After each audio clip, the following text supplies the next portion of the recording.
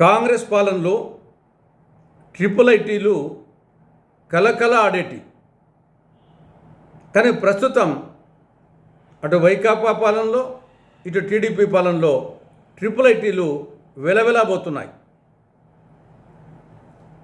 గ్రామీణ ప్రాంతాల్లో ఉండే ప్రతిభావంతులైన విద్యార్థులకు ఉన్నత ప్రమాణాలతో కూడిన సాంకేతిక విద్య అందించాలి అనే సత్సంకల్పంతో 2008లో స్వర్గీయ రాజశేఖర రెడ్డి గారు ముఖ్యమంత్రిగా ఉన్నప్పుడు కాంగ్రెస్ ప్రభుత్వం ఈ ట్రిపుల్ ఐటీ కాన్సెప్ట్ను తీసుకురావడం, ట్రిపుల్ ఐటీలను ఏర్పాటు చేయడం జరిగింది. కాంగ్రెస్ పాలన ఉన్నంత వరకు ట్రిపుల్ ఐటీలు కలకలలాడేటి. నిధుల కొరత లేదు, మంచి ఫ్యాకల్టీ ఉండేది. ట్రిపుల్ ఐటీ సీట్ల కోసం విద్యార్థులు ఎగబడేవారు. ఒకే కౌన్సిలింగ్లో సీట్లన్నీ ఫిలప్ అయ్యేటి. కానీ ప్రస్తుతం ట్రిపుల్ ఐటీలు వెలవెలబోతున్నాయి. సీట్లు ఫిలప్ కావాలంటే కౌన్సిలింగ్ మీద కౌన్సిలింగ్లు ఏర్పాటు చేయాల్సిన పరిస్థితి వచ్చింది. దీనికి కారణం ప్రభుత్వం సకాలంలో సరిపడా నిధులు రిలీజ్ చేయకపోవడం, సరైన ఫ్యాకల్టీ లేకపోవడం, ఫ్యాకల్టీ కొరత ఉండడం, క్యాంపస్లో అపరిశుభ్రమైన వాతావరణం, ఆహారం నాసిరకం, కలుషితమైన ఆహారం, బూజుపట్టిన ఆహార పదార్థాలు, నిల్వ ఉంచిన మాంసం, వీటన్నింటి వల్ల ట్రిపుల్ ఐటీలు వెలవెలబోతున్నాయి. ఒక విధంగా చెప్పాలంటే ట్రిపుల్ ఐటీలు ఆత్మహత్యల నిలయాలుగా తయారైనాయి. ఇటీవల నూజివీడు ట్రిపుల్ ఐటీలో అపరిశుభ్రమైన వాతావరణం,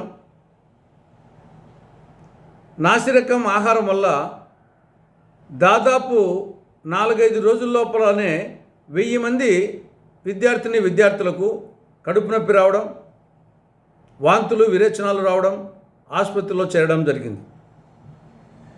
కాబట్టి ఇప్పటికైనా రాష్ట్ర ప్రభుత్వం ట్రిపుల్ ఐటీలకు సంబంధించి నిధుల కొరత లేకుండా చూసి అక్కడ ఉన్న సమస్యల మీద ప్రత్యేక శ్రద్ధ వహించాలని కాంగ్రెస్ పార్టీ సూచిస్తూ ఉంది.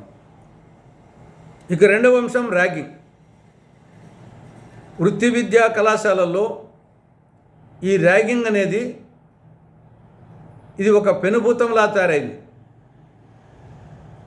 అనేక మంది ప్రతిభావంతులైన విద్యార్థులు సీనియర్ల ర్యాగింగ్కు భయపడి కాలేజీ మానుకోవడమో, ఆత్మహత్యలు చేసుకోవడమో జరుగుతూ ఉంది.